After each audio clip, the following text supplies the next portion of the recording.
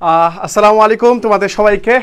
চট্টগ্রাম বিশ্ববিদ্যালয়কে ঠিক কিভাবে জয় করা যায় সেই টেকনিকগুলো শিখাই দিব আজকের লাইভ ক্লাসের মধ্যে। প্রিয় ভাইরা, যারা স্বপ্ন দেখো দেশের সবচেয়ে বড় বিশ্ববিদ্যালয়ে পড়বে, দেশের সবচেয়ে বড় ক্যাম্পাসে পড়াশোনা করবে, শাটলযুক্ত ক্যাম্পাসে পড়াশোনা করবে, তাদেরকে আজকের এই ক্লাসে স্বাগত জানাচ্ছি। প্রিয় ভাইরা, দ্রুত আমাদের ক্লাসে যুক্ত হবে। আমরা তোমাকে জাস্ট রোডম্যাপটা বলে দিব। পরিশ্রম তুমি করবা, ঠিক আছে, পরিশ্রম তোমাকেই করতে হবে, আমরা তোমাকে পরিশ্রম করে দিব না। জাস্ট আমরা তোমাকে সঠিক রাস্তাটা দেখাই দিব। তো তুমি এইভাবে পড়ো, এই টপিকটা ফলো করো, এই জিনিসটা তুমি দেখো, এই জিনিসটা তুমি বাদ দিয়ে দেখো, এই জিনিসটা তুমি এইভাবে পড়ো, তোমার দ্রুত মনে থাকবে, তোমার এই জিনিসটা মনে থাকতে পারবে। জাস্ট এই জিনিসগুলো তোমাকে আমি বলে দিব যাতে তোমার অ্যাডমিশন জার্নিটা খুব সহজ হয়। প্রিয় ভাইরা, আমার সাথে একটু দ্রুত যুক্ত হবা।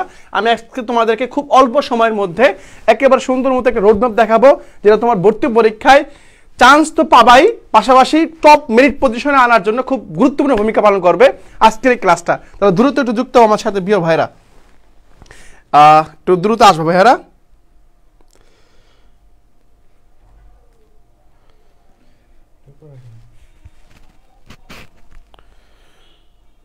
ওকে, আস্তে আস্তে, হ্যাঁ একটু জুম।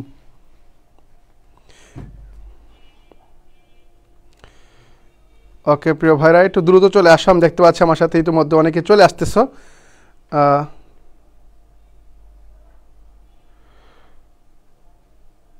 ওকে, তাহলে এই বিশ্ববিদ্যালয় দেখতে পাচ্ছি তোমাদের আসলে সবাই লাগবে, অর্থাৎ এই বিশ্ববিদ্যালয়কে তোমরা সবাই চাও যে আমি এই বিশ্ববিদ্যালয়ের সিট পাইলে হয়তো ভালো হবে, একটা আসন পাইলে ভালো হবে, মা বাবা গর্ব করে বলতে পারবে আমার ছেলে এই বিশ্ববিদ্যালয়ে পড়াশোনা করতেছে। তাহলে প্রিয় ভাইরা, আমার সাথে একটু দ্রুত আর্লি যুক্ত হবা।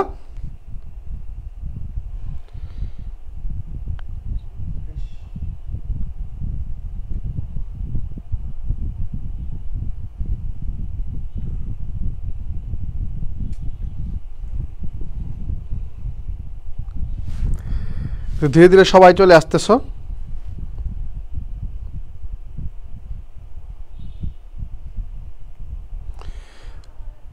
ওকে ভাইরা, তাহলে আমরা শুরু করছি। আমি যে প্রতিপাদ্য যে বিষয়গুলো দেখাবো তোমাদেরকে, যে বিষয়গুলো দেখানো উচিত, দেখতে পাচ্ছ এটা হচ্ছে চট্টগ্রাম বিশ্ববিদ্যালয়ের, এটা হচ্ছে কি, এটা সমাজ বিজ্ঞান অনুষদ, দেখা যাচ্ছে বোঝা যাচ্ছে না আলামত, হ্যাঁ সমাজ বিজ্ঞান অনুষদ, আমি যদি ভুল না করে থাকি।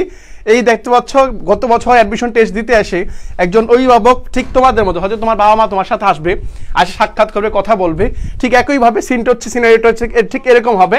এই যে দেখো, একটা অভিভাবক এখানে দাঁড়িয়ে আছে, পাশাপাশি কিছু গার্ডিয়ান এবং তার ভাই বোন এখানে বসে আছে।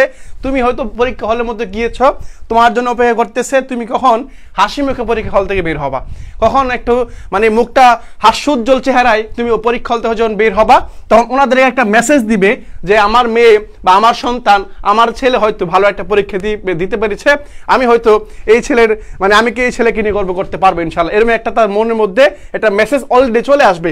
তো প্রিয় ভাইরা, এইখান থেকে বের হয়ে হাসি মুখে বের হতে হলে তোমাকে এখন একটু কষ্ট করতে হবে, আর এই কষ্টের জন্য তোমাকে ক্লাসগুলি করতে হবে সুন্দর মতো। তোমাকে আগে বসতে হবে, তুমি একবার শুরুর পয়েন্টে আছো, একেবারে তোমার মাত্র আজকে এসএসসি পরীক্ষা শেষ হলো, আজকে সকল বিভাগে এসএসসি পরীক্ষা শেষ হলো। এখন তোমাকে কি করতে হবে? এখন তোমাকে জাস্ট সিস্টেম শিখতে হবে, কোন কোন টপিক পড়তে হবে, কোন কোন জিনিস ফলো করতে হবে, কোন বই পড়তে হবে, এই জিনিসগুলো তোমাকে লাগাছাড়া দিতে হবে। ঠিক আছে ভাইরা? ওকে, তাহলে আমি আর কথা বলার না, এটা হচ্ছে আমার প্রথম সিনারি, আমি চট্টগ্রাম বিশ্ববিদ্যালয় কিভাবে জয় করবো। আমার প্রথম কোশ্চেন হচ্ছে আজকের এই ক্লাসের মধ্যে, বাংলাদেশের বাস নেই, অর্থাৎ বাংলাদেশে বসবাস করে না, কি ভাইয়া, বাংলাদেশে বসবাস করে না এমন ক্ষুদ্র নৃগোষ্ঠীর নাম কি বলা হয়েছে এখানে, এমন ক্ষুদ্র নৃগোষ্ঠীর নামটা কি তোমার কাছে জানতে চাওয়া হয়েছে। এখন একটু যদি আমি টু দি পয়েন্টে আলোচনা করবো, তাহলে তোমার একেবারে এগুলো গেঁথে যাবে তোমার মাথার মধ্যে। ঠিক আছে ভাইয়ারা? ওকে, খেয়াল করো, মানে বাংলাদেশের মধ্যে বসবাস নাই, তাহলে এমন একটা কোশ্চেন করা হয়েছে এখানে, এটা আন্তর্জাতিক পর্যায়ে চলে গেছে। ঠিক আছে, তাহলে বাংলাদেশে কি নেই, বসবাস নেই এমন ক্ষুদ্র নৃগোষ্ঠীর নাম কি, ক্ষুদ্র নৃগোষ্ঠীর নাম কি তোমার কাছে জানতে চাওয়া হয়েছে। একটু খেয়াল করো তো, এখানে কি বলা হয়েছে, সাঁওতাল বলা হয়েছে, মাউরি বলা হয়েছে, মুরং বলা হয়েছে এবং গারো বলা হয়েছে। এখন তুমি জানো গারো, মুরং, সাঁওতালের জন্ম, এরা কোথাও বসবাস করে, বাংলাদেশে আছে। কখনো তুমি শুনছ এই যে মাউরি, এই মাউরি এরা কি বাংলাদেশে থাকে, এরা কি বাংলাদেশে আছে? তুমি শুনছ না, তুমি শোনো নাই। তাহলে এই যে দেখো মাউরি, তুমি বুঝে ফেলতেছো, মুরং আছে বাংলাদেশে, মুরং আছে, মুরং, পাঙ্গন, পর হচ্ছে চাকমা, খাসিয়া, হ্যাঁ এইগুলো তোমার হচ্ছে আছে। তাহলে আমি তোমাকে কি বোঝাতেছি ভাইয়া, এখানে তোমাকে প্রশ্নটাকে বসতে হবে, প্রশ্নটা কোন জায়গা থেকে করা হয়েছে, কোন জায়গা থেকে নেওয়া হয়েছে। বাংলাদেশের মানে কি, তাহলে মানে বাংলাদেশের বাইরে থেকে আসছে, মানে আন্তর্জাতিক পর্যায়ে থেকে চলে গেছে। এমন ক্ষুদ্র নৃগোষ্ঠীর নাম কি?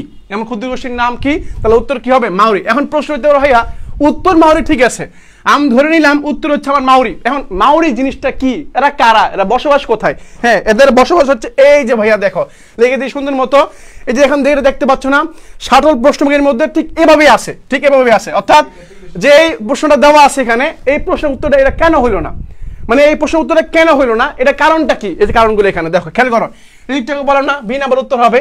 এই যে মাউরি, খেয়াল করো তো, মাউরি কিউ, এখানে এগুলো কি? এগুলো একটা উপজাতি, এরা আন্তর্জাতিক লেভেলের উপজাতি।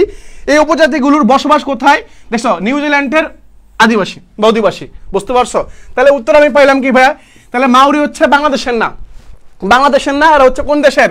এটা হচ্ছে নিউজিল্যান্ডের। এখন প্রশ্ন যদি করো ভাইয়া নিউজিল্যান্ড কোন মহাদেশে আছে? হ্যাঁ, এই যে ভালো প্রশ্ন করছো, এটা কোন মহাদেশ? এটা হচ্ছে ওশেনিয়া মহাদেশ। কোন মহাদেশ ভাইয়া? এটা হচ্ছে ওশেনিয়া মহাদেশ, যেটাকে আমরা কি বলি? ডাউন আন্ডার মহাদেশ।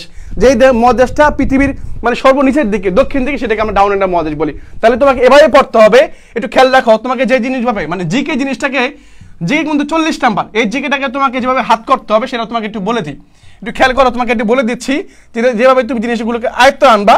এই যে তোমাকে পড়াইলাম মাউরি কিউ, এখন তোমাকে বলছি নিউজিল্যান্ডে বসবাস করে। নিউজিল্যান্ডটা কোথায়? তুমি তো নতুন ভাই, তুমি মাত্র এসএসসি পাস করলা, মাত্র আজকে শেষ হলো তোমার পরীক্ষা, তুমি তো জানো না তোমার পরীক্ষাগুলো কোথা থেকে প্রশ্ন আসবে। এই যে নিউজিল্যান্ড, তুমি একটা কি করবা? পৃথিবীর মানচিত্র কিনবা, মানচিত্রের মধ্যে তুমি খুঁজে বাইর করবা নিউজিল্যান্ডটা কোথায় আছে, নিউজিল্যান্ডটা কোন জায়গায় আছে। হ্যাঁ, তুমি যখন পেয়ে যাও তখন দেখবা কি ওশেনিয়া মহাদেশের মধ্যে এটা আছে। তাহলে এই যে নিউজিল্যান্ড পেয়ে গেছো তুমি, ডাউন আন্ডার মহাদেশ। এরপর আসি পিগমি, কি বলছে ভাইয়া? পিগমি বলা হয়েছে। এখন পিগমি কারা? পিগমি হচ্ছে দক্ষিণ আফ্রিকার নিরক্ষীয় অঞ্চলের খর্বকার জাতি। তাহলে এখানে দুইটা পয়েন্ট, এখানে আবার দুইটা পয়েন্ট আমি তোমাকে এমনভাবে শিখাবো যাতে তোমাকে এই ঠিকান থেকে যদি ডিপ কোশ্চেন করা তুমি পারবা। আর চট্টগ্রাম বিশ্ববিদ্যালয় এত ডিপ কোশ্চেন করে না, এত ডিপ কোশ্চেন করে না, এখান থেকে জাস্ট বেসিক কোশ্চেন করা হয়। আমি তোমাকে ডিপ করে পড়াচ্ছি যাতে তোমাকে মঙ্গল গ্রহ থেকে যদি কোশ্চেন করা তুমি পারবা, বুঝতে পারছো? ওকে, এখন আসি কি বলছে পিগমি, এরা হচ্ছে দক্ষিণ আফ্রিকার। তাহলে এখানে একটা পয়েন্ট কিন্তু বলা হয়েছে নিরক্ষীয় অঞ্চল। তাহলে মানে কি? পৃথিবী, যেমন করে পৃথিবী গোল, পৃথিবীর যেহেতু গোল, পৃথিবীর মাছ বরাবর একটা দেখা গেছে, মানে একটা মনে মনে মানুষ ধরছে যে পৃথিবীর মাছ বরাবর একটা দেখা গেছে। এই যে রেখাটা গিয়েছে, এই রেখাটার নাম হচ্ছে নিরক্ষীয় অঞ্চল, বা হচ্ছে আমরা কি বলি? নিরক্ষরেখা বলি। কি বলি ভাইয়া? নিরক্ষরেখা বলি। তাহলে দেখো আমি একটা জিনিস থেকে কতগুলো জিনিস শিখে ফেললাম না ভাইয়া? এভাবে তোমাকে শিখতে হবে। তুমি পড়বে একটা, ঠিক আছে, তুমি পড়বে একটা, প্রশ্ন পড়বে একটা, বাট তোমার মাথায় ঘুরপাক খাবে অনেকগুলো জিনিস। যেমন আমি তোমাকে শিখাই বলছি মাউরি কিউ এরা কোথায় থাকে, পিগমি কোথায় থাকে, দক্ষিণ আফ্রিকায় থাকে। পাশাপাশি দেখো জুলুকুলু, কি বলছি? জুলুকুলু কোথায়? জুলুকুলু দক্ষিণ আফ্রিকার নিগ্রো জাতি, এবং কুলু হচ্ছে দক্ষিণ আফ্রিকার আদিবাসী। This very important. জুলু এবং কুলু, খেয়াল করো, জুলুকুলু হচ্ছে দক্ষিণ আফ্রিকা, দুজন দক্ষিণ আফ্রিকার, বাট একজন হচ্ছে নিগ্রো, একজন হচ্ছে কি নিগ্রো, একজন হচ্ছে আদিবাসী, একজন হচ্ছে কি আদিবাসী। তাহলে পয়েন্ট বুঝছো পারছো? পয়েন্ট বুঝছো? ওকে, ডান। এর পরবর্তী প্রশ্নে আসি ভাই। আমি দেখো পরবর্তী প্রশ্নে কি বলা হয়েছে? G7 এর সদস্য নয় কোনটি? এখন তোমাকে আগে শিখতে হবে G7 জিনিসটা আসলে কি, পয়েন্ট তোমাকে ধরতে হবে। তার ধরতে পারলে তোমার কাছে এগুলো এখন পানির মতো সহজ হবে, পানির মতো সহজ। প্রশ্ন বুঝবা, প্রশ্নের মধ্যে কি বলা হয়েছে, আমার কাছে কি জানতে চাওয়া হয়েছে, এই জিনিসটা তুমি যখন বুঝে ফেলবা ভাই, বিশ্বাস করো একটু না, আমি বলি না, আমি যদি আমার ছোট বোনকে বলতাম, আমি যদি আমার ছোট ভাইকে আদেশ করতাম বা উপদেশ দিতাম, এভাবে দিতাম যে তুই আগে প্রশ্ন বোঝ, প্রশ্নের মধ্যে কি চাওয়া হয়েছে, প্রশ্নের মধ্যে কি চাওয়া হয়েছে তুই এটা বোঝ আগে। G7 এখন আগে বলতে হবে আমি G7 জিনিসটা কি আসলে। আমি যখন G7 শুনি নেই, এটা জিনিসটা আসলে কি তো আমি শুনি নেই। G7 জিনিসটা কি এটা আগে বুঝতে হবে। G7 হচ্ছে এমন 7টা রাষ্ট্র, অর্থাৎ G7 এটাকে G মানে হচ্ছে গ্রুপ মানে দল, 7টা দেশ নিয়ে একটা দল গঠিত হয়েছে, যেটাকে আমরা কি বলতেছি? গ্রুপ অফ 7, G7 কারা? অর্থাৎ 7টা দেশ যারা শিল্পোন্নত, যারা একটু প্রভাবশালী, যারা শিল্পে উন্নত মানে উন্নয়নশীল দেশের মধ্যে চলে গেছে, এরকম 7টা দেশ। এরকম 7টা দেশ কে আমি কিভাবে মনে রাখবো ভাইয়া? আমি কিভাবে মনে রাখবো? এই 7টা দেশকে খুব সহজে আমি ভাইয়া শিখাই দিচ্ছি তোমাকে, আজকের পরে আর কখনোই ভুলবা না। G7 যে 7টা দেশ আছে ভাইয়া, আমি ইতিমধ্যে সেকেন্ড টাইম গোল্ডেন বেসের মধ্যে শিখাই বলছি এগুলা। এই G7 যেগুলো আছে, এই 7 দেশগুলাকে খুব সহজে কিভাবে একবার আয়ত্ত করবা একটু শিখাই দিই। দেখো মনে রাখবা ফয়েজ, হ্যাঁ ফয়েজ কাজে যাবে, ফয়েজ কই যাবে? কাজে যাবে, জাস্ট এটা মনে রাখবা। কোথায় যাবে? কাজে যাবে। কে যাবে? ফয়েজ। জাস্ট মনে রাখবা ফয়েজ কাজে যাবে, ফয়েজ কাজে যাবে, এই লাইনটা মনে রাখতে পারলে তোমার কাছে G7 এর 7টা রাষ্ট্র পানির মতো সহজে যাবে। দেখো মনে রাখবা তোমার বন্ধু ফয়েজ সে কি যাবে, কাজে যাবে, ফয়েজ কাজে যাবে, তার মানে কি ফতে ফ্রান্স, ফতে কি ভাইয়া, ফতে আমার ফ্রান্স, রস্যইতে কি ভাইয়া, রস্যইতে হচ্ছে আমার ইতালি, হ্যাঁ ইতালি। পরে আসি যতে কি ভাইয়া, যতে হচ্ছে আমার জাপান, কি ভাইয়া, যতে জাপান। ক্লিয়ার, বুঝতে পারছো? ফতে ফ্রান্স, রস্যইতে আমার কি ভাইয়া, রস্যইতে হচ্ছে আমার ইতালি, আর যতে হচ্ছে আমার জাপান। ক্লিয়ার, এতটা ক্লিয়ার, যতে জাপান। এরপর আসি, এরপর কি বলছে, কাজে, কাতে হচ্ছে কি ভাইয়া, কাতে হচ্ছে কানাডা, মনে রাখবা কানাডা। যারা ফার্স্ট টাইমার আছো নোট করে রাখো সুন্দর মতো, যারা ফার্স্ট টাইমার আছো অলরেডি নোট করে রাখো, তোমার সুবিধা হবে, কারণ তুমি ভবিষ্যতে পাবা। যারা ডিএনএ পরীক্ষাতে ল পাইতে চাও তাদের জন্য এই কোশ্চেনগুলো খুবই গুরুত্বপূর্ণ। আমরা ঘাটাঘাটি করছি, এই কোশ্চেনগুলো বারবার আসছে পরীক্ষা প্রশ্নগুলো। হ্যাঁ, তাহলে G7 পাইলাম, পরে জে পাইলাম, জে মানে কি, জেতে হচ্ছে জার্মান, এটা কি ভাইয়া, এটা জার্মান। একটা যতে হচ্ছে জাপান আর একটা যতে হচ্ছে জার্মান। ক্লিয়ার, বুঝতে পারছো এখন? তাহলে ফয়েজ কাজে, ফয়েজ কাজে মানে কি, ফ্রান্স ইতালি জাপান, কাতে কানাডা, যেতে জার্মান। ওকে, পরে আসি, এ জাতে কি, এ জাতে হচ্ছে আমার যুক্তরাষ্ট্র, কি ভাইয়া, যুক্তরাষ্ট্র, মনে রাখবা একা জাতে কি, যুক্তরাষ্ট্র। ক্লিয়ার, যুক্তরাষ্ট্র পাইলাম। বাকি আছে আরেকটা, এটা কি, এ বাকি আছে, এ বতে কি, বতে হচ্ছে সহজ ভাষা, এই বতে হচ্ছে সহজ ভাষা হচ্ছে ব্রিটেন, কি ভাইয়া, ব্রিটেন। ব্রিটেনকে আমরা কি বলি, ব্রিটেনকে আমরা বলি যুক্তরাজ্য, কি বলি, যুক্তরাজ্য বলি, যুক্তরাজ্য বলি। তাহলে ক্লিয়ার, বুঝতে পারছো ভাইয়া? তাহলে ফয়েজ কাজে যাবে, ফয়েজ কাজে যাবে, এই লাইনটা মনে রাখতে পারলে তোমাকে যদি ইন ফিউচারে ধরো আগামী বছর পরীক্ষার প্রশ্নটা আসলো, পরীক্ষার প্রশ্নটা আসলো বাট অপশনগুলো চেঞ্জ করে দিল, অপশনগুলো এখানে অপশনগুলো চেঞ্জ করে দিল, তুমি পারবা না ভাইয়া। যখন তুমি প্রশ্নটা দেখবা তখন আমার কথা মনে পড়বে না? হ্যাঁ অবশ্যই পড়বে, কারণ এই যে তোমাকে শিখিয়ে দিলাম ফয়েজ কাজে যাবে, এর মাধ্যমে তুমি শিখে গেলা G7 এর 7টা রাষ্ট্র কি কি নাম। ক্লিয়ার, এখন দেখো তো ফ্রান্স ইতালি ব্রিটেন জাপান, পরে কানাডা, পরে হচ্ছে কি জার্মান, এই দেশগুলোর বাইরে এখানে কোনটা আছে? হ্যাঁ এই যে সেটা হচ্ছে কি, এই চীন, এই চীন আমি পাইছি। তাহলে উত্তরটা কি ভাইয়া? হ্যাঁ এটা উত্তরটা কি হবে? উত্তরটা হচ্ছে আমার এই যে চীন। উত্তরটা হবে কি, এখানে বলছে কি ভাইয়া, এখানে বলছে আমার কি, এখানে 9 কোনটা, মানে 7টা দেশের বাহিরের রাষ্ট্র কোনটা? অবশ্যই চীন। আমি যেহেতু এখানে চীনের নাম পাই নাই, তার মানে কি চীন উত্তর, তার মানে উত্তর আমার চীন। ঠিক আছে, ওকে ওকে চীন, ওকে চীন হবে। ওকে, পরবর্তী প্রশ্ন আসি ভাই, দেখো পরে কি বলছে, দেখো এই যে একটা নাম লুভর মিউজিয়াম বা লুভর জাদুঘর, যেটাকে আমরা মিউজিয়াম বলি। হ্যাঁ, এই প্রশ্নটা আমি বলে দিচ্ছি তোমাকে, এই প্রশ্নটা ডি ইউনিটে মোট 3বার আসছে। কয়বার? ডি ইউনিটে মোট 3বার আসছে। এখন চিন্তা করো, একটা কোশ্চেন মোট 3বার আসছে, একই কোশ্চেন হয় একটু কি করছে, অপশনগুলো চেঞ্জ করা হয়েছিল, অপশনগুলো চেঞ্জ হয়েছে বাট প্রশ্নের প্যাটার্নটা চেঞ্জ হয় নাই। মোট কবার আসছে? 3বার। এখন ভাইয়া আপনি কিভাবে বুঝলেন এই প্রশ্নটা 3বার আসছে? কিভাবে বুঝলেন? তুমি 2017 সালে কোশ্চেন দেখবা, এই প্রশ্নটা পাবা। 17 সালে, তুমি 2019 সালে যাবা, এই প্রশ্নটা পাবা। লাস্ট ইয়ার যেটা হয়েছে এটা ওখানে পাবা। তাহলে আমি কি বললাম, লুভর মিউজিয়াম এই যে প্রশ্নটা 3বার আসছে, নেক্সটে আসবে না, এর সত্যতা কি? এটা কে জানে? আসতে পারে না? আসতে পারে। এখন দেখো লুভর মিউজিয়াম এটা কোথায়, জাদুঘরটা কোথায়? এখন প্রশ্ন হইতে পারে ভাইয়া ঠিক আছে লুভর মিউজিয়াম 3বার দিছে, এখন হয়তো অন্য কোনো মিউজিয়াম দিতে পারে, পরীক্ষা আসতে পারে, সেগুলো আমি কিভাবে চিনবো, সেগুলো আমি করতে শিখবো। আমি তোমাকে শিখাই দিচ্ছি, দাঁড়াও আমি তোমাকে শিখাই দিচ্ছি। দেখো খেয়াল করো, জাস্ট এই যে দেখো লুভর মিউজিয়াম, আর কি কি দিতে পারে পরীক্ষায়, লুভর মিউজিয়াম ঠিক এই যে শাটল প্রশ্নব্যাগের মধ্যে, শাটলের মধ্যে, এই শাটল প্রশ্নব্যাগের মধ্যে সুন্দর মতো এগুলো স্পষ্ট করে ব্যাখ্যাগুলো সুন্দর মতো দেওয়া হয়েছে, একবারে এই মাসের মধ্যে পেয়ে যাবে ইনশাল্লাহ, ঘরে ঘরে পৌঁছে দেবো ইনশাল্লাহ আমরা। ওকে, লুভর শব্দটাই দেখো প্যারিস ফ্রান্সে, তাহলে আমি শিখে গেলাম লুভর মিউজিয়াম কোথায়, এটা হচ্ছে প্যারিসে, ফ্রান্সের প্যারিসে। ওকে, তাহলে আমি উত্তর পাইছি, লুভর মিউজিয়াম হচ্ছে কোথায়, ফ্রান্সের প্যারিসে। এটা বিশেষত্বটা কি, বিশ্বের বৃহত্তম দর্শন সংখ্যা শীর্ষ জাদুঘর কি মোনালিসা এখানে সংরক্ষিত। This very important information. দেখো এখানে কি বলছে, লুভর মিউজিয়াম পাইলাম কোথায়, এটা ফ্রান্সের প্যারিসে, রাজধানীতে। এখন এখানে সবচেয়ে বলা হয়েছে কি, দেখো এখানে বিশ্বের বৃহত্তম ও দর্শক সংখ্যায় শীর্ষ জাদুঘর, মানে এখানে সবচেয়ে বেশি মানুষ মানে করা যায়, সমাগম করা যায়, পাশাপাশি এটা হচ্ছে বিশ্বের সবচেয়ে বড় বৃহত্তম জাদুঘর। 2টা পয়েন্ট। থার্ড যে পয়েন্টটা পাইলাম সেটা হচ্ছে কি, এখানে হচ্ছে মোনালিসা, এই যে মোনালিসা যে চিত্রকর্মটা আছে, এই চিত্রকর্মটা এখানে সংরক্ষিত আছে। 3টা পয়েন্ট পাইছি, 3টা পয়েন্ট। ঠিক আছে, 3টা পয়েন্ট পাইছো। ওকে ভাইয়া, ঠিক আছে। এখন দেখো এই ব্রিটিশ মিউজিয়াম, এটা কোথায়? লন্ডনে, যুক্তরাজ্য। লন্ডন কোথায়? যুক্তরাজ্য। এটা হচ্ছে প্রাচীন সভ্যতার নিদর্শন সমূহ এবং প্রবেশ নিঃশুল্ক। ওকে, কি বলছে? হারমিটাজ, এটা হচ্ছে সেন্ট পিটার্সবার্গ, এটা রাশিয়াতে। কোথায়? রাশিয়াতে। তাহলে পাইছো ভাইয়া। লুভর মিউজিয়াম কোথায়? ফ্রান্সে। কোথায়? ফ্রান্সে। এটা দেশের সবচেয়ে বড় মিউজিয়াম। এরপরে আসি, এরপরে দেখি ফরাইজি আন্দোলনের নেতা কে ছিলেন? ফরাইজি আন্দোলনের নেতা কে ছিলেন? এই যে প্রশ্ন দেখাচ্ছি না, এই প্রশ্নটা কয়বার আসছে আমার খেয়াল নাই, বাট অনেকবার আসছে। আমি গণি নাই, এই প্রশ্নটা আমি গণি নাই যে কয়বার আসছে, কাউন্ট করি নাই, বাট অনেকবার আসছে। আমরা তো প্রশ্ন ব্যাংক তৈরি করছি, তখন আমরা তৈরি করতে গিয়ে দেখছি ভাই এই প্রশ্নটা অনেকবার আসছে। আমি তোমাকে মিথ্যা আশ্বাস দিব না ভাইয়া, যেটা সত্য সেটাই। এবং আমার কথা যাচাই করার জন্য তুমি প্রশ্ন ব্যাংকটা ঘাটাঘাটি করো। তুমি সাধারণ প্রশ্ন ব্যাংকটা নিয়ে একটু ঘাটাঘাটি করিও, দেখবা আসছে কিনা। তুমি ঘাটাঘাটি করিও, আমার কথা তোমাকে বিশ্বাস করতে হবে না ভাইয়া।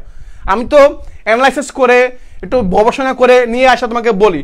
আমার কথা যদি বিশ্বাস না, তুমি বইগুলো ঘাটাঘাটি করে দেখিও, ভাইয়ের কথা তোমাকে বিশ্বাস করতেই হবে। ওকে, তাহলে এই যে ফরাইজি আন্দোলনের নেতা কে ছিলেন? নেতা কে ছিলেন? সে হচ্ছে হাজী মোহাম্মদ শরীয়তুল্লাহ। কে ভাইয়া? এই যে দেখো এখানে শরীয়তুল্লাহ, এই শরীয়তুল্লাহ। সে কে? শরীয়তুল্লাহ। এখন খেয়াল করো, এই শরীয়তুল্লাহ পাইলাম, এই শরীয়তুল্লাহ দেখলাম। এখন শরীয়তুল্লাহ মারা যাওয়ার পরে এই আন্দোলনটাকে চালিয়ে নিছে কে? তার ছেলে। কে? তার ছেলে হচ্ছে দুদু মিয়া। তার ছেলের নাম কি? দুদু মিয়া। তোমার পরীক্ষা মাঝে মধ্যে আসে। দুদু মিয়া কে ছিলেন? দুদু মিয়া হচ্ছে এই ফরাজি আন্দোলনের নেতা হাজী শরীয়তুল্লাহর ছেলে। হাজী শরীয়তুল্লাহর ছেলের নাম হচ্ছে কি? দুদু মিয়া। তিনি পরবর্তীতে এই আন্দোলনটাকে চালিয়ে যান, অর্থাৎ ইসলামী শরীয়তের আইন বাস্তবায়নের লক্ষ্যে এবং ব্রিটিশদেরকে এই দেশ থেকে তাড়িয়ে দেওয়ার জন্য বা ব্রিটিশদের যেই অত্যাচারের শোষণ থেকে রক্ষা পাওয়ার জন্য যে আন্দোলনটা করা হয়েছে, এটাকে আমরা বলি ফরাজি আন্দোলন। নেতা ছিলেন হাজী মোহাম্মদ শরীয়তুল্লাহ এবং ওনার ছেলের নাম হচ্ছে দুদু মিয়া। ক্লিয়ার? ওনার ছেলের নাম কি? দুদু মিয়া। ওকে, একটু ইনফরমেশনে আসি, একটু তথ্যে আসি ভাইয়া। দেখো, ওকে, পরে আসি খাদ্যের কোন উপাদানে কর্মশক্তি দিয়ে থাকে? এই প্রশ্নটা আসছে 2বার। কয়বার ভাইয়া? এই প্রশ্নটা আসছে 2বার। একবার ধরে ধরে দেখাচ্ছি তোমাকে, ধরে ধরে দেখাচ্ছি। এই প্রশ্ন 2বার আসছে, 2বার। আমার চোখে 2বার পড়ছে, আর একবার মিসিং হইতে পারে, বাট আমার কাছে 2বার পড়ছে প্রশ্নটা। এটা হচ্ছে এটা, খাদ্যের কোন উপাদান কর্মশক্তি দিয়ে থাকে, শক্তি দিয়ে থাকে আর কি। আমি কোন জিনিসটা খাইলে আমার হচ্ছে শক্তি, মানে শরীরের মধ্যে শক্তি আসে? সেটা কি আমিষ, সেটা কি শর্করা, খাদ্যপ্রাণ, নাকি খনিজ পদার্থ? এখন আমিষ মানে কোন খাদ্যগুলো থেকে আমি আমিষ পাই, তোমাকে জানতে হবে। এটা আমরা কোন খাবারগুলো থেকে শর্করা পাই জানতে হবে। আমরা কোন খাবার থেকে খনিজ পদার্থ পাই এটা আমাকে জানতে হবে। এখন আমি শর্করা শিখলাম, শর্করা খাইলে আমার শরীরের মধ্যে শক্তি আসে, বা শর্করা জাতীয় খাবারগুলো কোনগুলো এটা তো আমি জানি না। শর্করা যে খাবার খেলে শক্তি বাড়ে, ঠিক আছে ভাই, বাট শর্করা খাবারগুলো কোনগুলা এটা তো আমি জানি না। আমি তোমাকে শিখাচ্ছি, দেখো ভাইয়া, আমি তোমাকে শিখাচ্ছি। এই দেখো, খেয়াল করো, এখানে লিখে দিছি। এই যে এখান থেকে দেখতে পাচ্ছ না, সাধারণ প্রশ্নের মধ্যে ঠিক এভাবে দেওয়া আছে। এই শর্করা এমন একটা খাবারের একটা উপাদান, এটা হচ্ছে কি কাজ করে? শরীরকে কর্মশক্তি প্রদান করে, মানে শরীরের মধ্যে এনার্জি দেয়। এখন এই এনার্জি দেওয়ার জন্য খাবার উৎসগুলো কি? এই যে এখানে ভাত, রুটি, আলু, চিনি, গম, মিষ্টি কুমড়া, আরো অনেকগুলো আছে, জাস্ট এখানে দিয়ে দিলাম। এগুলো হচ্ছে আমার কি? শর্করা খাবার। ওকে, এরপর আসি আমিষ দেয় আমার কোনগুলা? আমিষ দেয় দেহ গঠন করে। আমিষের কাজগুলো কি? আমিষের কাজ হচ্ছে দেহ গঠন করা এবং ক্ষয় পূরণ করে, মানে দেহের মধ্যে যে ক্ষয়গুলো হয় এগুলো পূরণ করে কে? আমিষে। কারণ আমিষ খাবারগুলো আমি পাবো কোত্থেকে? এই যে এখান থেকে, ডিম, মাছ, মাংস, ডাল, দুধ, ছোলা, বাদাম, এগুলো থেকে পাবো। ক্লিয়ার হয়েছে ভাইয়া? এবং ক্লিয়ার হইতে পারছো? এরপর আসি, দেখো খনিজ পদার্থ পাবো কোত্থেকে? খনিজ পদার্থ পাবো হাড়, মানে খনিজ পদার্থ যদি খাই তাহলে কি হবে? এই প্রধান কাজগুলো কি? হাড়, দাঁত গঠন, রক্ত সঞ্চালন, এনজাইমের কার্যক্রমগুলো করে হচ্ছে এই খনিজ পদার্থগুলো, যেগুলো আমরা লবণ, দুধ, কলা, শাকসবজি এগুলো থেকে পাবো, এগুলো থেকে আমরা পাবো। ঠিক আছে, তাহলে আশা করি বুঝাইতে পারছি। এরপরে আসি প্রিয় ভাইরা, এরপরে আসি জাতিসংঘ, ইউনাইটেড নেশন কত সালে প্রতিষ্ঠিত হয়? ওয়েট, তোমাকে দেখাচ্ছি, ওয়েট। দেখো, জাতিসংঘ ইউনাইটেড নেশন কত সালে প্রতিষ্ঠিত হয়, এই কোশ্চেনটাকে আমাকে একটু বুঝতে হবে। এই কোশ্চেন সম্পর্কে আর কিছু ইনফরমেশন অ্যাড করতে হবে। ওয়েট, এই জাতিসংঘ এর পিছনে অনেকগুলো কাহিনী আছে, একটু অ্যাড করো। তুমি জাস্ট একটু মনোযোগ সহকারে দেখো, আমি তোমাকে বলে দিচ্ছি। প্রতি বছর জাতিসংঘ রিলেটেড 1টা থেকে 2টা কোশ্চেন, ভাইয়া বলে দিচ্ছি, আজকে একবারে লাইভে এসে বলতেছি। প্রতি বছর 1 থেকে 2টা কোশ্চেন প্রতি বছর এই জাতিসংঘ থেকে প্রশ্ন হয়। ওকে, জাতিসংঘ কত সালে প্রতিষ্ঠিত হয়? এই প্রশ্ন আসার আগে আমি একটু ব্যাখ্যা বোর্ডে আসি। এই জাতিসংঘ প্রতিষ্ঠা হওয়ার জন্য দুইটা বড় ভূমিকা পালন করছে, একটা হচ্ছে প্রথম বিশ্বযুদ্ধ আর একটা দ্বিতীয় বিশ্বযুদ্ধ। এই দ্বিতীয় অর্থাৎ ওয়ার্ল্ড ওয়ার তোমার হচ্ছে দ্বিতীয়টা, 2 নম্বর ওয়ার্ল্ড ওয়ারটা অর্থাৎ দ্বিতীয় বিশ্বযুদ্ধটা যখন শেষ হলো, শেষ হওয়ার পরে পৃথিবীতে শান্তির বিস্তার করার জন্য, শান্তি বজায় রাখার জন্য একটা সংগঠন প্রতিষ্ঠা করা হলো, যে সংগঠনের নাম দেওয়া হলো জাতিসংঘ, যেটাকে আমরা বলি ইউএন অর্থাৎ ইউনাইটেড নেশন, জাতিসংঘ বলা হয়। এটা হচ্ছে 1945 সালে, কত ভাইয়া? 1945 সালের 24শে অক্টোবর, কত ভাইয়া? 24শে অক্টোবর এই তারিখে এই সালে প্রতিষ্ঠিত হয়। তাহলে আমি তোমাকে বোঝাতে পারছি, তাহলে 1945 সালের 24শে অক্টোবর এই তারিখে জাতিসংঘ প্রতিষ্ঠিত হয়। জাতিসংঘ প্রতিষ্ঠিত হয় কেন প্রতিষ্ঠিত হয়?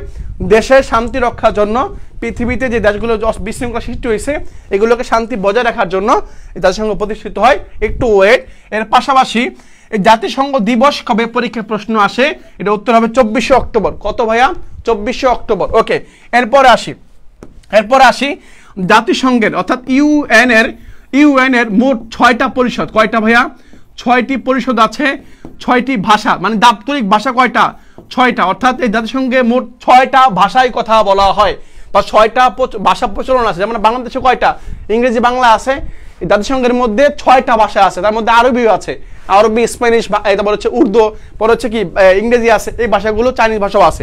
6টা ভাষা, 6টা কি তোমার হচ্ছে পরিষদ, মানে 6টা পরিষদ মিলে কার্যক্রম করে পরিষদ। হ্যাঁ, 6টা পরিষদ আছে। ঠিক আছে ভাইরা? ওকে, আশা করি বুঝতে পারছি। তাহলে 1945 সালে আমাদের উত্তর। ওকে, পরবর্তী প্রশ্ন আসি ভাই। দেখো, কত খ্রিস্টাব্দে হিজরি সন চালু হয়? This very much important question. দেখো কি বলছে এখানে, একটু খেয়াল করো। কত খ্রিস্টাব্দে হিজরি সন চালু করা হয়, মানে কত খ্রিস্টাব্দে আমার হিজরি সনটা চালু হয়? পরীক্ষার প্রশ্ন দুইভাবে আসে। একটা হচ্ছে কত সালে হযরত মুহাম্মদ সাল্লাল্লাহু আলাইহি ওয়াসাল্লাম হিজরত করেন, আর কত সালে এই হিজরি সালটাকে গণনা করা শুরু হয়। ওকে, তাহলে আল্লাহ রাসূল 570 খ্রিস্টাব্দে জন্মগ্রহণ করছেন, 570 জন্মগ্রহণ করছেন, করার পরে 610-এ উনি নবুয়ত পাইছেন। নবুয়ত কি পাইছেন ভাইয়া? 610-এ কি পাইলেন? নবুয়ত পাইলেন, না নবুয়তের দায়িত্ব পাইলেন। তারপরে 622-এ উনি মক্কা ছেড়ে, হ্যাঁ মক্কা ছেড়ে, লিখে রাখো সুন্দর মতো, মক্কা ছেড়ে মদিনায় গেলেন। এই যে 622 খ্রিস্টাব্দে উনি মক্কা ছেড়ে মদিনায় গেলেন, এই যে পয়েন্টটাকে আমরা বলছি হিজরত। কি বলছি? এই পয়েন্টটাকে আমরা বলতেছি হিজরত। তাহলে আমি হিজরত মানে কি বুঝতেছি? আল্লাহ রাসূল 622 খ্রিস্টাব্দে মক্কার মানুষের অত্যাচারে অতিষ্ঠ হয়ে আল্লাহ তাআলার আদেশে উনি 622 খ্রিস্টাব্দে মক্কা থেকে হযরত আবু বকর রাদিয়াল্লাহু তাআলা আনহুকে নিয়ে, ইসলামের প্রথম খলিফা হযরত আবু বকর রাদিয়াল্লাহু তাআলা আনহুকে নিয়ে উনি মদিনায় চলে যান। তো মক্কা ছেড়ে মদিনায় চলে যাওয়া, এটাকে বলা হয় আরবিতে হিজরত। কি বলা হয়? হিজরত। সালটা কত?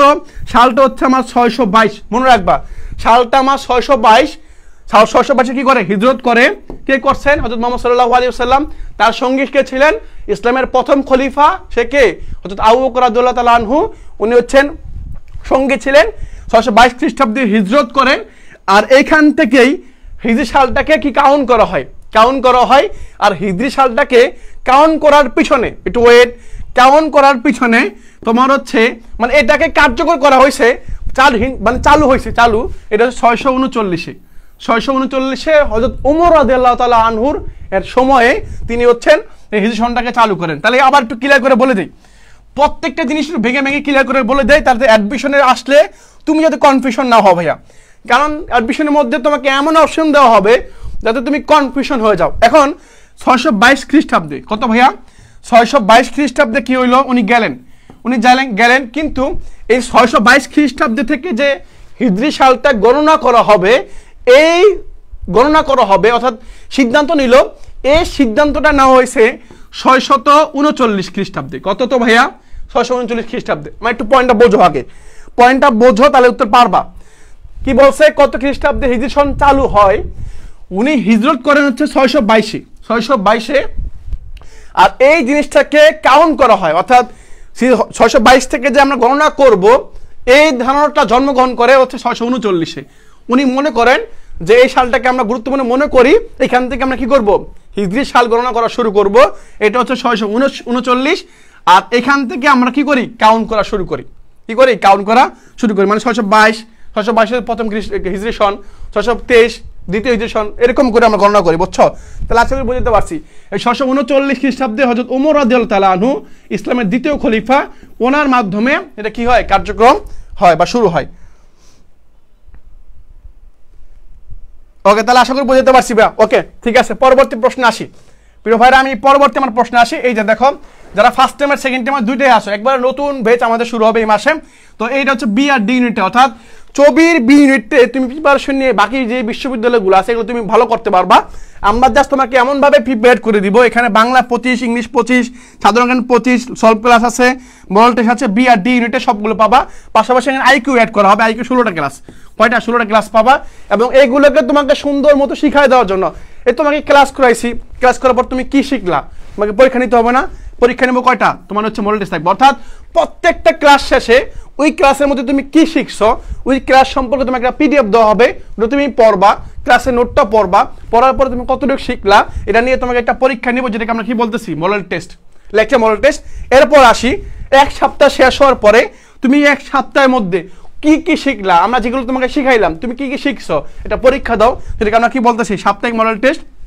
এবং এক মাসে তুমি যা শিখছো এটাকে আমরা বলতেছি মাসিক মডেল টেস্ট। এবং পরপর 5টা মডেল টেস্ট শেষ হওয়ার পরে, এখন মনে করো বাংলাতে লেকচার কয়টা, 25টা, এবং তুমি 25টা শেষ হলে একবার পরীক্ষা দিবা, অনেক কঠিন হয়ে যাবে না? না, আমি ওটা করব না, আমি করব 5টা লেকচার শেষ হয়েছে, এখন 5টা লেকচারে তোমাকে কি কি পড়াইতে হবে, কি কি শিখছো ওগুলো সম্পর্কে তুমি একটা মডেল টেস্ট নিব, যেটাকে আমরা বলতেছি মেগা মডেল টেস্ট। কি বলতেছি, মেগা মডেল টেস্ট নিব, যেগুলো তোমার হচ্ছে ড্রিম বেচের মধ্যে, অর্থাৎ বি আর ডি একসাথে, আলাদা না, একসাথে তুমি পাবা ইনশাল্লাহ। হ্যাঁ, বিডি প্রিপারেশন এক কোর্সে মনে হয়ে যাবে ইনশাল্লাহ। ওকে, পরবর্তী আসি। কি বলছে, সুয়েজ খাল, ওয়েট, কি বলছে, সুয়েজ খাল। এই সুয়েজ খালটা হচ্ছে এক ধরনের কোশ্চেন হচ্ছে প্রণালী, কি ভাইয়া, এই প্রণালী থেকে কোশ্চেন আসে, প্রণালী। প্রণালী জিনিসটা আসলে কি ভাইয়া, প্রণালী জিনিসটা কি আমাকে একটু বুঝান। প্রণালী জিনিসটা হচ্ছে এমন জিনিস যেটা হচ্ছে মনে হচ্ছে দুইটা সাগরকে একসাথে করবে এবং দুইটা ভূ রাশিকে আলাদা করে ফেলবে, মানে দুইটা ভূমিকে আলাদা করে ফেলবে আর দুইটা পানি রাশিকে একসাথে যোগ করে ফেলবে। এখন আসি, পৃথিবীর একটা বৃহত্তম খাল হচ্ছে সুয়েজ খাল। পৃথিবীর একটা বৃহত্তম খাল হচ্ছে কি, এই সুয়েজ খাল। এই সুয়েজ খাল জিনিসটা কি, এই সুয়েজ খাল সংযুক্ত করেছে কি করেছে, ভূমধ্যসাগর, লোহিত সাগর। প্রশ্ন কি এটা, উত্তর কৃষ্ণ সাগর, কাস্পিয়ান সাগর, মৃত সাগর। প্রশ্ন উত্তর হচ্ছে এ নাম্বারটা। তুমি এখন পাবা কোথায়, বা এই প্রশ্নগুলো পারতে হলে তোমাকে অবশ্যই ম্যাপ দেখে পড়তে হবে। পৃথিবীর যে ম্যাপ, যারা ফার্স্ট টাইমার আছো, যারা সেকেন্ড টাইমার আছো, যারা এখনো ম্যাপ কিনো নাই, পৃথিবীর একটা ম্যাপ কিনবা, বাংলাদেশের একটা ম্যাপ কিনবা, দুইটা ম্যাপ কিনে সুন্দর মতো বাসায় পড়ার টেবিলের সামনে টানা দিবা, পড়ার টেবিলের সামনে টানা দিবা, যাতে তুমি তোমার মানচিত্র সম্পর্কে, যারা জিকে পরীক্ষা দিবা, জিকে ভালো করতে চাও, মোটা একটা নাম্বার হচ্ছে জিকের মধ্যে, জিকে ভালো করতে চাইলে তোমাকে অবশ্যই ম্যাপ লাগবে, ম্যাপটাকে আয়ত্ত করতে হবে। হ্যাঁ, তাহলে কি লাগবে ভাইয়া, তোমাকে অবশ্যই একটা ম্যাপ কিনতে হবে। ম্যাপ একটা হচ্ছে আন্তর্জাতিক ম্যাপ কিনবা, একটা আন্তর্জাতিক বা ইন্টারন্যাশনাল ম্যাপ, আর একটা হচ্ছে বাংলাদেশের ম্যাপ কিনবা, দুইটা ম্যাপ কিনবা। হ্যাঁ, জাস্ট 220টা মানে 120-30টা নিবে এরকম সম্ভব দুইটা। ওকে, তাহলে সুয়েজ খালটা কোথায়, এই সুয়েজ খালে যখন তুমি দেখবা মানচিত্রের মধ্যে পেয়ে যাবে, তোমার কাছে এটা ইজি হয়ে যাবে। এটা হচ্ছে ভূমধ্যসাগর ও লোহিত সাগরের মাঝামাঝি। হ্যাঁ, মাঝামাঝি, জাস্ট এই দুটাকে সংযুক্ত করেছে কে, এই সুয়েজ খাল। মানে জাস্ট এটা খাল ছিল না, এটাকে তৈরি করা হয়েছে, কৃত্রিম খাল, মানে কেটে কেটে খনন করা হয়েছে। ঠিক আছে ভাইয়া? ওকে, পরবর্তী প্রশ্নে আসি।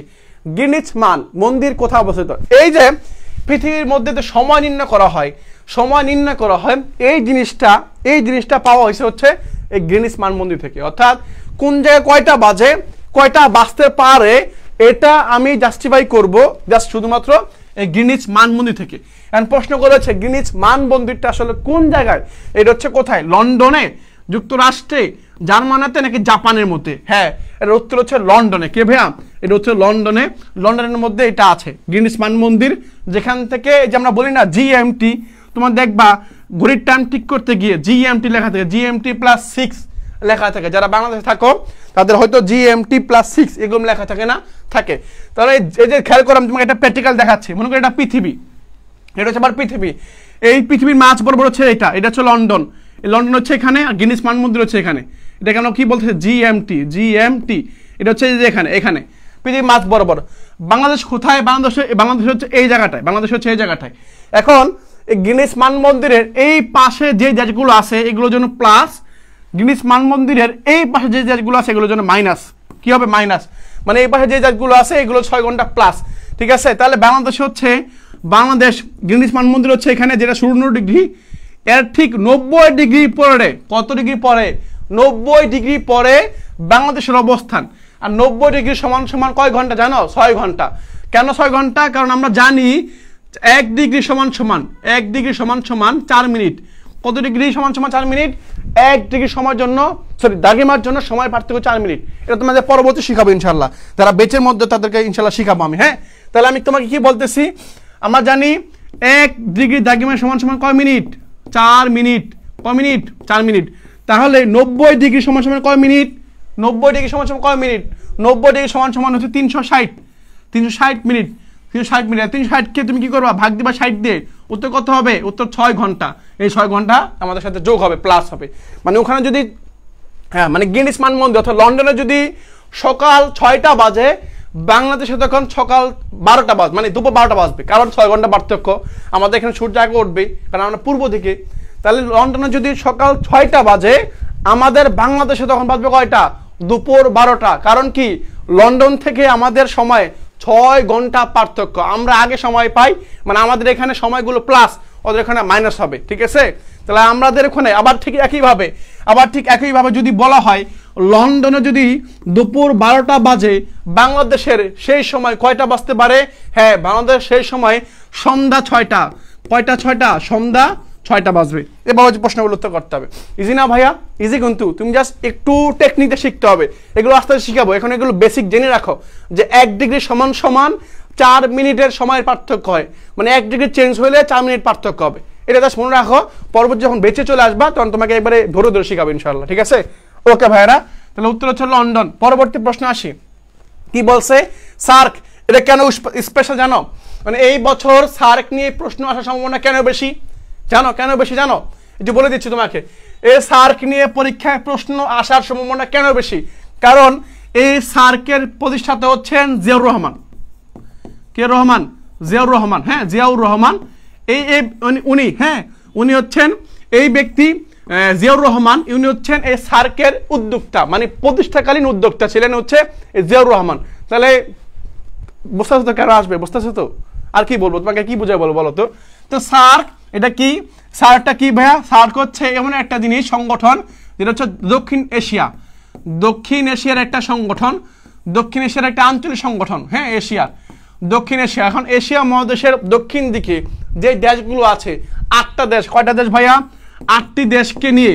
কয়টা দেশকে নিয়ে? 8টি দেশকে নিয়ে এটা গঠন করা হয়েছে। মোট 8টা দেশকে নিয়ে এটা গঠন করা হয়েছে। একটু খেয়াল করো। তাহলে সার্কের সদস্য দেশ কয়টা? 8টা।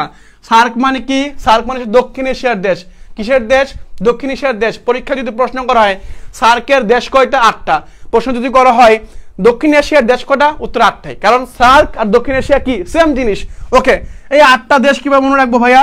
ওই যে নিপা এমবিবিএস, তোমার বান্ধবী এমবিবিএস পাস করে ফেলছে। তার মানে কি? তোমার বান্ধবীর নাম কি?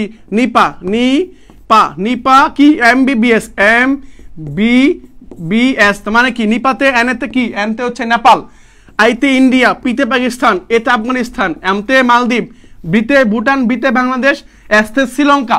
এই যে 8টা দেশ, এই 8টা দেশকে আমরা কি বলি? সার্কভুক্ত 8টা দেশ যেগুলো আছে এগুলো আমরা শিখি। এবার আরেকটু পয়েন্ট বলে দেই। এই সার্কের যে সদর দপ্তর মনে রাখবা, সদর দপ্তর কোথায় জানো? এটা হচ্ছে কাঠমান্ডু। কি ভাইয়া? কাঠমান্ডু। এই কাঠমান্ডু কোথায়? এটা হচ্ছে নেপালে। কোথায় ভাইয়া? এটা হচ্ছে নেপালের কাঠমান্ডু হচ্ছে সার্কের সদর দপ্তর। ওকে, তাহলে উত্তর পেয়ে গেলাম। এখন কি বলছে? সদর দপ্তর কোথায়? এই কাঠমান্ডু। এই যে কাঠমান্ডু, মান্ডু বা মুন্ডু একই কথা। ওকে, তাহলে বুঝতে পারছো? তাহলে সার্ক এর সদর দপ্তর কোথায়? উত্তর হচ্ছে কাঠমান্ডু। ক্লিয়ার? তাহলে কি বুঝাইলাম? জিয়াউর রহমান ছিলেন এই সার্কের কি, মানে প্রতিষ্ঠাকালীন উদ্যোক্তা, এবং এটা প্রতিষ্ঠিত হয়েছে 1985 সাল। মনে রাখবা ভাইয়া, আমার কেন জানি বারবার মনে হয় এই সার্ক থেকে এই বছর প্রশ্ন আসার সম্ভাবনা অনেকটাই বেশি। কারণটা তো বলে দিছি না? কারণ তো তোমাদের বুঝাই দিছি যে কেন আসার সম্ভাবনা বেশি। তো সার্ক 1985 সালে প্রতিষ্ঠিত হয়। কে করছেন? জিয়াউর রহমান। এবং এটা সদর দপ্তর হচ্ছে কোথায়? কাঠমান্ডুতে। এবং এটার দেশ হচ্ছে কয়টা? মোট 8টা। কিভাবে মনে রাখবা? ওই যে নিপা এমবিবিএস। শেষ। ওকে ভাইয়া, পরে আসি। পরে দেখো কি বলছে। জিসিসি এর পুনরূপ কোনটা? জিসিসি এর পুনরূপ কোনটা? এখন জিসি পুনরূপ কোনটা তার চেয়ে বেশি গুরুত্বপূর্ণ হতে পারে। এই জিসিসি এগুলো একটা সংস্থা ভাই। এখন তোমার কাছে প্রশ্ন আসতে পারে ভাই এগুলো কি পড়াচ্ছে, এগুলো বুঝতেছি না আমি। জিসিসি হচ্ছে একটা সংস্থা, যে সংস্থা জাস্ট একটা জোট গঠন করে না। যেমন দেখো তুমি একই ক্লাসে পড়ো, ব্যাক বেঞ্চার এক গ্রুপ হয়, মিডল বেঞ্চের মানুষ এক গ্রুপ হয়, যারা একটু সুন্দর তারা একটা গ্রুপ হয়ে যায়, যারা একটা ফ্যাশনিং করে তারা আর একটা গ্রুপ হয়ে যায়, যারা একটু কিউট থাকে তারা একটা গ্রুপ হয়ে যায়, যারা একটু স্মার্ট তারা এক গ্রুপ হয়ে যায়, পাশাপাশি কি যারা একটু পড়া বেশি পারে তারা আরেক গ্রুপ হয়ে যায়, তাই না? যাদেরকে স্যার একটু বেশি ভালোবাসে তারা আবার আরেকটা গ্রুপ হয়ে যায়। এরকম গ্রুপ হয় না? ঠিক দেশের মধ্যে এরকম গ্রুপ আছে ভাই। দেশের মধ্যে কি আছে? কোরাম আছে, কোরাম, ঠিক আছে? তাহলে জিসিসি একটা কোরাম, যা দেশ কয়টা? দেশ হলো 6টা। দেশ কয়টা? 6টা। বুঝতে পারছো? ঠিক আছে, দেখেন কি বললাম, দেশ হচ্ছে কয়টা? তোমার হচ্ছে 6টা। এখন এই দেশগুলো 6টা কি মনে রাখবা? একটু ওয়েট, এবার আগে শিখাই না। জিসিসি মানে কি? জিসিসি মানে হচ্ছে গালফ কোঅপারেশন কাউন্সিল, মানে পারস্য উপসাগর, এই পারস্য উপসাগর যেটা আছে, পারস্য উপসাগর, হ্যাঁ, পারস্য উপসাগরের তীর ঘেরে যে দেশগুলো গঠিত করা হয়েছে বা গঠন করা হয়, এই দেশগুলোর নিয়ে একসাথে এটাকে আমরা কি বলি? জিসিসি। জিসিসি, ঠিক আছে? এখন একটু আসি গালফ কোঅপারেশন কাউন্সিল। ওকে, এই জিসিসি যে দেশগুলো আছে কিন্তু কিভাবে মনে রাখবা শেখাই দিচ্ছি। মনে রাখবা ওমা, হ্যাঁ মনে রাখবা ওমা, 6টা দেশ, মানে জিসি যে 6টা দেশ আছে এই 6টা দেশকে তুমি কিভাবে মনে রাখবা? কি বলছি? ওমা, ওমা সৌদি, সৌদি বেআইন, বুঝো তো? বেআইন, হ্যাঁ সৌদি বেআইন, বেআইন, হ্যাঁ বেআইন, সৌদি বেআইন আমায় কি দেয়? আমায়, আমায় কাতু কুতু দেয়, কাতু কাতু কুতু, কাতু কুতু দেয়। জাস্ট টেকনিক থেকে জানতে পারি। কি বলছি? জিসিসি এর সদস্যভুক্ত 6টা দেশ, এই 6টা দেশকে তুমি কিভাবে খুব সহজে মনে রাখবা? জাস্ট এটা মনে রাখবা, ওমা সৌদি বেআইন, সৌদি বেআইন আমায় কাতু কুতু দেয়। কি দেয়? সৌদি বেআইন আমার কাতু কুতু দেয়। এটা মনে রাখতে পারলে তোমার দেখবে এগুলো পানির মতো সহজে যাবে। সৌদি বেআইন আমার কি দেয়? কাতু কুতু দেয়। ওকে, আসি, এটাও খেয়াল করো। ওমা, ওমাতে হচ্ছে উমান, কি ভাইয়া? উমান, উমান একটা দেশ। ওকে, পরে কি? সৌদি, পরে কি বলছে? সৌদি, সৌদি একটা দেশ, উমান সৌদি পাইলাম। পরে আসি বেআইন। বেআইন মানে হচ্ছে কি? বেতে হচ্ছে, এই বেতে হচ্ছে কি? বেতে হচ্ছে বাহরাইন, বাহরাইন, বাহরাইন একটা দেশ, বাহরাইন। পরে কি? আমায় মানে হচ্ছে সংযুক্ত আরব আমিরাত, আমায় আরব আমিরাত, আরব আমিরাত, আমিরাত মানে দুবাই যেটাকে বলি আমরা, হ্যাঁ। পরে কা মানে কি? কা মানে হচ্ছে কাতার, কা মানে হচ্ছে কাতার, আর কুতু মানে হচ্ছে কুয়েত, হ্যাঁ কুয়েত, কুয়েত, ঠিক আছে? কুয়েত। তাহলে 6টা পাইছো, 6টা পাইছো ভাইয়া, কাতার, কুয়েত, ঠিক আছে? তাহলে এই যে উমা সৌদি আরব, বাহরাইন, তারপর হচ্ছে কি ইরান, পরে হচ্ছে আমার সংযুক্ত আরব আমিরাত, পরে হচ্ছে কি কাতার, কুয়েত, এই 6টা দেশ আমরা পাই থাকি আর কি, জাস্ট এগুলো থেকে। ওকে, একদম বলে ফেলছে অলরেডি। ওকে ওকে, 6টা দেশ। ওকে, পরবর্তী প্রশ্ন আসি ভাই। দেখো পরবর্তী হচ্ছে সিইউসি ইউনিট, অর্থাৎ আমরা এই প্রথম, অর্থাৎ চট্টগ্রাম বিশ্ববিদ্যালয়ের সি ইউনিটকে নিয়ে একটু ভাবি, একটু চিন্তা করি, একটু পড়াই। মানে এটা প্যাটার্নটা হচ্ছে খুব ভিন্ন, ভিন্ন প্যাটার্ন হইলে ভাই সহজ প্রশ্ন হয়। তোমরা হচ্ছে দেখছো কিরকম ইজি কোশ্চেন হয়। এটা কোশ্চেনের মধ্যে পরীক্ষা হয় 3টা বিষয়, প্রবলেম সলভিং, অ্যানালিটিক্যাল স্কিল আর ইংলিশের উপরে ক্লাস পরীক্ষা হয়। ঠিক একইভাবে পরীক্ষাগুলো এখানে সুন্দর মতো হবে, ঠিক আছে ভাইয়ারা? ওকে, এবার আসে প্রথম বিশ্বকাপ ফুটবল চ্যাম্পিয়ন দেশ কেন গুরুত্বপূর্ণ জানো? এই যে প্রথম বিশ্বকাপ ফুটবল চ্যাম্পিয়ন দেশ কেন গুরুত্বপূর্ণ, পরীক্ষা আসার মতো কেন প্রশ্ন? কারণ 2030 সাল খুবই সন্নিকটে, 2030 সাল খুবই সন্নিকটে। আর প্রথম বিশ্বকাপটা হয়েছিল 1930 সালে, 1930 সালে একটা বিশ্বকাপ হয়েছিল, 1930 সালে, হ্যাঁ। পরে হচ্ছে 1930 সালে, খেয়াল করো, 1930 সালে তোমার হচ্ছে এই যে বিশ্বের প্রথম ফিফা ওয়ার্ল্ড কাপটা হয়েছিল 1930 সালে। কত সালে? 1930 সালে প্রথম বিশ্বকাপ অনুষ্ঠিত হয়েছিল।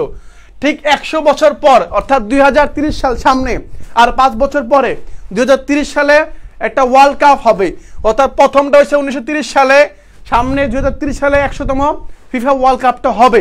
এখন প্রশ্ন হচ্ছে FIFA world cup football match ওই প্রথমটাতে চ্যাম্পিয়ন কে হয়? সে হচ্ছে না, তুমি ভাবতেছো ব্রাজিল হয়েছে, তুমি ভাবতেছো আর্জেন্টিনা হয়েছে, না, এগুলো তো গণাও ছিল না। এখন তখন হচ্ছে কে? হচ্ছে উরুগুয়ে। তারপর ব্রাজিল, অবশ্যই ব্রাজিল সবার চেয়ে বেশি নিচ্ছে কাপ, এটা তোমরা জানো, ব্রাজিল সবচেয়ে বেশি কাপ নিচ্ছে, মোট 5 বার নিচ্ছে, হয়তো 26 সালে 6 বার নেবে আর কি। ওকে, যাই হোক, তাহলে 6, তাহলে কি বললাম? এই যে উরুগুয়ে, কি বলছি ভাইয়া? উরুগুয়ে, উরুগুয়ে হচ্ছে প্রথম বিশ্বকাপ। অর্থাৎ তোমরা যা খেলা দেখো না, তারা একটু জাস্ট দেখো না, দেখতেও সমস্যা নাই, সমস্যা নাই, তুমি একটু লাড়াচাড়া দিবা, একটু কোন জায়গায় কি হচ্ছে, কোথায় খেলা হয়, এই জিনিসটা আসলে কি, কারা খেলে, কয়টা দল খেলে, কি পুরস্কার পায়, জেনে রাখতে হবে এগুলো। তাহলে প্রথম ফুটবল বিশ্বকাপটা জিতছে কারা? সে হচ্ছে উরুগুয়ে, সে হচ্ছে কি উরুগুয়ে। ঠিক আছে ভাইরা, ওকে, এই ছিল তোমার হচ্ছে ক্লাসের সর্বশেষ পার্ট, এটা পেয়ে গেলাম। এরপরে জাস্ট আজকে ক্লাসের এই পার্টটুকু ছিল আর কি, আমরা তোমাদেরকে পুরো জিনিসটাকে সামারাইজ করার চেষ্টা করছি, প্রত্যেকটা জিনিসকে ধরে ধরে শেখানোর চেষ্টা করছি। আশা করি সুন্দর মতো বুঝতে পারছো। পেড ব্যাচের মধ্যে আরো স্পষ্ট করে সুন্দর মতো পিডিএফ দিয়ে স্লাইড দিয়ে প্রত্যেকটা জিনিসকে এক্সপ্লেনেশন দেওয়া হবে। তোমরা আশা করি বুঝতে পারছো যে ক্লাসগুলো করাইছি এগুলো ধারাবাহিকতা বজায় রাখবা। এই বিশ্ববিদ্যালয়ে যে চান্স পাওয়া সম্ভব এটা তুমি প্রমাণ করবা। মানে আসলে যে বিশ্ববিদ্যালয়ে চান্স পেয়ে বা খুব বেশি কঠিন না, এটা তুমি প্রমাণ করবা যে আসলে কঠিন না। আমি বলতেছি ভাইয়া, যারা এখন যুক্ত আছে আমার সাথে তারা প্রমাণ করবা, যারা পরবর্তীতে ভিডিওটা দেখবা তারা অবশ্যই প্রমাণ করবা যে এই বিশ্ববিদ্যালয়ে চান্স পাওয়া সহজ। বিশ্বাস করে আসলে সহজ, এখানে একবার ডিপ কোশ্চেন করে না, সহজ কোশ্চেন করে, বাট তুমি ডিপ করে শিখবা, তুমি অবশ্যই ডিপ করে শিখবা, গভীরভাবে শিখবা, কিন্তু তোমাকে যে প্রশ্ন করা হয় তারা তোমাকে তুমি পেরে ফেলবা। ঠিক আছে ভাইরা, তাহলে তোমাদের কাছে আমার অনেক প্রত্যাশা তোমরা টপ 100 মধ্যে থাকতে পারবা, সে প্রত্যাশা রাখি, আমি সবসময় রাখি, কারণ তোমরা পারবা। তোমাদেরকে শুরুতে বলতেছি তোমরা পড়ো, তোমাদের গাইড করতে তোমরা এইভাবে পড়ো, এই টপিকগুলো পড়ো, এই জিনিসটা পড়ো, এই বইটা পড়ো, এই জিনিসগুলো পড়ো, তাহলে গাইড করতে পারবা। তাহলে আজকে ক্লাসটা ভাইয়া এই পর্যন্ত রাখতেছি। তোমাদের সাথে খুব শীঘ্রই আমাদের আবার এই ক্যাম্পাসের মধ্যে দেখা হবে, কথা হবে, আড্ডা হবে, গল্প হবে। সেই পর্যন্ত সবাই ভালো থাকবে, সুস্থ থাকবে। আল্লাহ হাফেজ, আসসালামু আলাইকুম।